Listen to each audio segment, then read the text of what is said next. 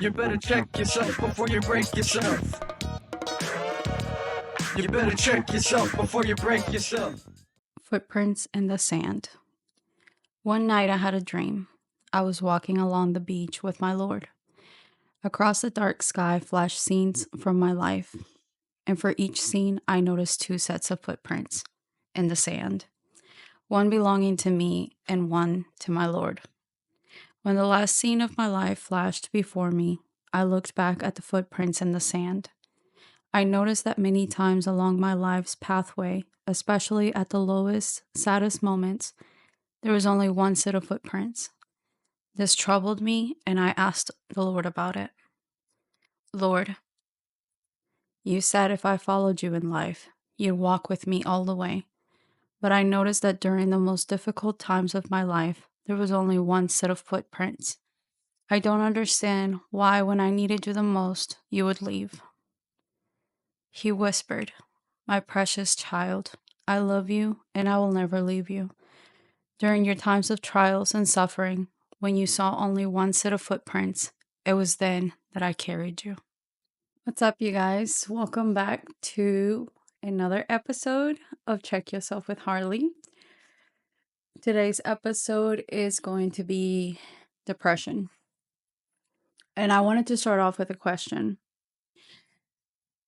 Have you ever woken up and thought, how are you going to get out of bed? And I'm not talking about you're tired from the day before and you just feel like you need some extra sleep or you want to take an extra day off. I'm talking truly physically impossible to get out of the bed. That the next task that you have to complete, whether it's brushing your teeth, taking a shower, getting dressed, and the mere thought of it is literally unbearable for you. Maybe you decide to skip the shower, skip brushing your teeth, and you just get up and go.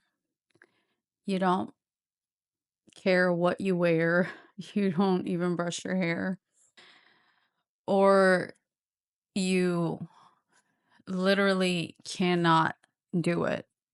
So, although you need to go to work and you might need the money, you pick up the phone, call into work, and just tell them you won't be there. You feel really weak. You feel hopeless. You feel defeated because now it's affecting your job, your livelihood. Maybe you find yourself crying uncontrollably and you can't truly pinpoint as to why. You just know that you're hurting and you don't know how to make it go away. You feel like the weight of the world is on your shoulders and that there's this dark cloud hovering over you, or like you're in this darkness and you're not sure how to get out of it. You start to experience physical pain. Maybe you start having headaches. Your body starts to hurt. You feel exhausted. It almost feels like you just were in a car accident. If you've been in one, you know that your back hurts. It's just very painful the next day. Maybe you stare off into space, just thinking about everything, or maybe you think about nothing. You aren't sure what day it is, what time. Your perception of time is off. Maybe you think you have more time or less time than what you actually do. With all this pain, you are wanting to get some help and you start looking for ways to make it go away.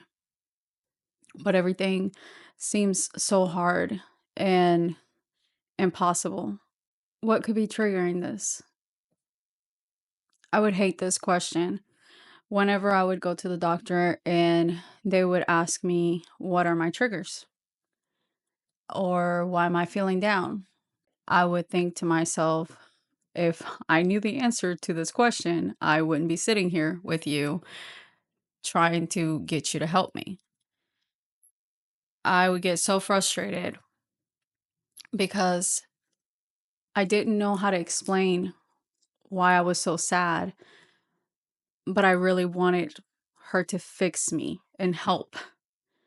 But of course, that's hard for someone to help you when they don't really know what's going on. I would have depression episodes in the past where my ex would literally have to help me off the couch, take me into the bathroom, and quite literally give me a shower, like if I was a kid. It's not something that was enjoyable or even felt like nice, although it was like helpful, but it felt really degrading because I couldn't even take care of myself. I would lay on that couch for days and I would just call into work, just tell them I couldn't be there. I was sick, I would make something up because how do you tell a job? I just literally mentally cannot do it because I don't even know where my mind is at this point. There is days where I worked from home in the past and I would just roll out of my bed, crawl onto my desk chair because it was next to my bed, and I would sit there and stare at the screen. And I didn't even know what I was supposed to be doing. I didn't know where to start. It was like my brain was just a fog. And I would feel even more useless and hopeless. And I would just cry. It was this desperate feeling inside of me where I just used to wish that I could just be normal and feel normal and not feel so trapped inside of like my own brain. This year, I actually ended up going to the hospital 3 different times. I was feeling a lot of like physical pain, like on my back. It was unbearable. I couldn't even lay down or anything. It would just hurt so badly. I started having like um, dizziness. I really bad coordination. My memory, it was mixing up. Um, People would tell me one thing and I would hear something else. Like someone could tell me go right and I would go left because I would swear that I heard left. And I asked one time, "Did you really say that?" And they were like, "Yeah." So I went to the hospital because I started thinking like the worst was happening to me. I fell down the stairs a couple times because my knees would just give out. Like my muscles would just give out. I ended up losing 60 pounds in the course of 3 months. All I did was cry. I would pray that this would just be over. I would go to sleep and pray that I wouldn't wake up. I just wanted it all to end. In the morning when I would wake up, I would be mad that I was up again and that I had to go through the cycle all over again. I just wanted it to be over. I can't begin to tell you how many jobs I have lost in my life, how many times I have failed classes in school, how many times I have just sat there and just cried and felt so empty and alone. And I felt like I was just broken. Like there was something wrong with me because why I feel this way all the time. So that's depression. I know the pain and frustration that this would cause the people around me. For that reason, I tried to keep to myself and I tried to stay away from people. I really made it a point to stay away from my kids whenever I was going through this because I didn't want to spread my little dark and twisty insides to the people that I loved or to others in general because it was so terrible. And when you've experienced something like that, you wouldn't even wish that on like your worst enemy. It's it's like being dead on the inside while you're still living. Now that I know what I've been living with and I was diagnosed 8 years ago, I have learned to identify certain signs of when I am going into a depressive episode. Because of my condition, I usually go from one episode to the next. I don't usually have breaks in between. And I'm most functioning, obviously, when I'm manic. But the depression is what hits me the hardest. It literally feels just unbearable. Now, with me having more knowledge and being able to identify when I'm going into a depressive episode, there are certain things that I can do to try to ease the episode, or like, I guess the best way I can put it is to make it go more smoothly because I can't take it away altogether. However, that doesn't make it hurt any less. You just learn to go through it better. So imagine going through life, and each time something or someone hurts you, you pick up a little rock, depending on how bad it was, the size of the rock. And you place that rock in your pocket and you stuff it down and you keep going and you act as if it never even happened. You pretend it doesn't bother you. Depending on your age, imagine how many rocks you're carrying with you until you pick up that one small rock. And ultimately, that is the rock that brings you down to your knees. Surely you think, if I fix this last little rock, then I can just get back up and keep going and I'll be fine. But you would be wrong. So much has been eating at you from the inside out. This is just the final straw. So, how do you know where to even begin to fix it? Is it fixable? At this point, you don't even know what hurts you anymore, or you've become numbed and you don't even know anything anymore. You're unsure of everything. So, how are you going to fight back now? You're going to begin with small changes, changes that you can make immediately. Things such as actually making it out of the bed. Now you've made it out of bed. Maybe you can sit on the couch, and that is your success for the day. You should be proud of yourself that you've taken this step and you didn't just lay there crying and feeling sorry for yourself, but you took a step in the right direction. Maybe on day 2, you make it into the bathroom. You are able to brush your teeth, get in the shower, and maybe you get back into your pajamas. And maybe you lay back down. But again, that was a successful second day because it's something that you did not do the day before. And this is how you start pushing yourself. This is how you fight. Little by little, you start incorporating things each day, and then you put them all together until you're back to a more sustainable state. You might still be hurting on the inside, but you are pushing yourself forward and you're not staying there. No, it won't be easy. And a lot of times it'll be physically painful. And you will feel like you just don't want to keep doing it anymore. But you have to. You have to push yourself.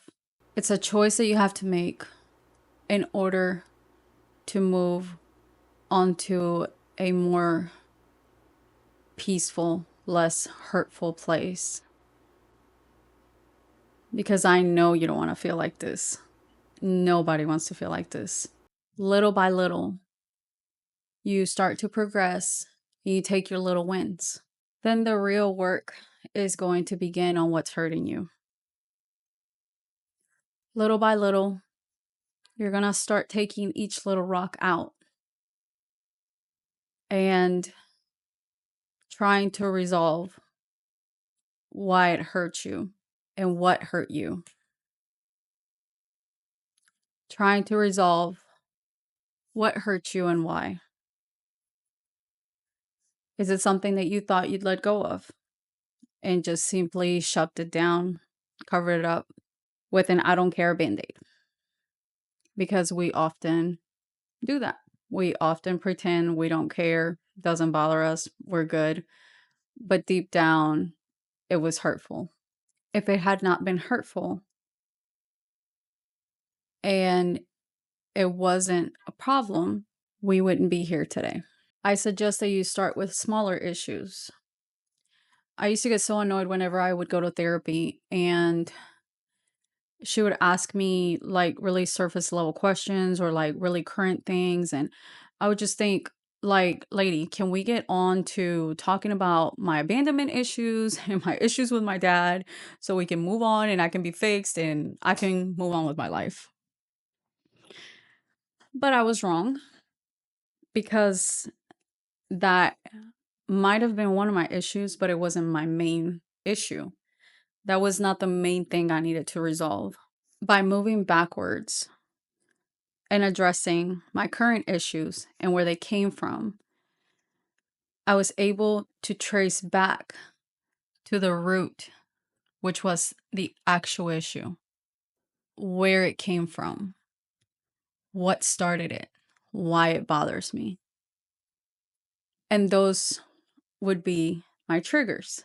Those would be the things that would set me back without me knowing, back to that place, back to being a little girl and hearing negative things, back to hearing negative things about myself from other people, just setting me back to that place. But I didn't know that. I didn't know it was taking me back to that memory because I wouldn't think of that. I would think about the current issue. So, in working backwards, it made me realize this wasn't about this person at all. It was about something way deeper than that. And that's when I could start to heal. That's when I could start dropping those rocks and giving myself a break and being able to get the rest that my body and my heart so desperately needed. Although I will never forget the things that have happened to me and have hurt me, I at least have made peace with them at this point. And although reliving some of these memories can and will be painful, and I haven't relived all of them, at least each time that I do, it's the last time that I have to relive it. Because after that, I've made peace with it and it's done.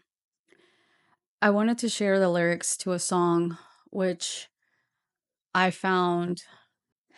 I pray that it will bring you some encouragement. I usually do listen to worship music, and that's just for personal reasons, just because of how my brain works. But I found this song the other day. It's called I Am Not Okay by Jelly Roll, and some of you guys have probably heard this. But it says, I am not okay. I am not okay. I'm barely getting by. I'm losing track of days and losing sleep at night. I am not okay. I'm hanging on the rails. So if I say I'm fine, just know I've learned to hide it well. I know I can't be the only one who's hanging on for dear life. But God knows I know when it's all said and done, I'm not okay, but it's all going to be all right. It's not okay, but we are all going to be all right. Y'all, depression looks different for everybody. This is just my experience with it. But there have been times where I have looked like there is absolutely nothing wrong with me. Dressed up, makeup, full face, my hair done, and I would literally be dying on the inside. And people would make comments to me, and it would upset me, but I would have to just put a smile on my face and keep going. But they did not know the hell that I was in inside of my head. They didn't know that I would get home and probably start crying immediately and drink until I fell asleep. The only people that truly have seen that have been the ones that have lived with me. I am incredibly blessed to have found God, and that I now know that He may not cure what I have, but He will walk me through it. Like the song says, it's not okay, but we're all going to be all right. God loves you. I love you forever and so much. And you were built stronger than you know. Good night, and I'll see you next time. He will wipe every tear from their eyes.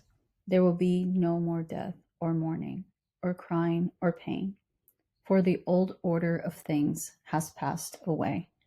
Revelations 21:4. You better check yourself before you break yourself. You better check yourself before you break yourself.